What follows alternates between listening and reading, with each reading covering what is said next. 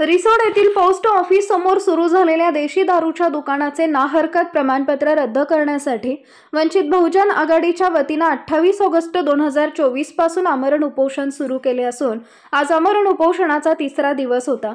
आज दिनांक 30 ऑगस्ट 2024 ला रिसोड नगर परिषदेचे मुख्याधिकारी तथा प्रशासक सतीश येवदा आपल्या पथकासह उपोषण मंडपात दाखल होऊन देशी दारूच्या दुकानाचे नाहरकत प्रमाणपत्र रद्द करण्याबाबत नगर परिषदेचे विधी तज्ञ तसेच वरिष्ठ कार्यालयाचा कायदेशीर बाबीचा विचार करून कायदेशीर योग्य ती कारवाई येत्या 10 दिवसात करण्यात येईल असे लेखी आश्वासन दिले।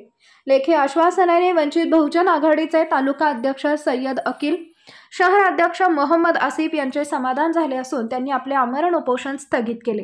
यावेळी समाजसेवक दत्तराव धांडे, मंचकराव देशमुख, दीपक तिरके, राष्ट्रवादीचे शहर अध्यक्ष अरुण क्षीरसागर, शहरातील प्रतिष्ठित नागरिक, वंचित बहुजन आघाडीचे पदाधिकारी व कार्यकर्ते बहुसंख्येने उपस्थित होते।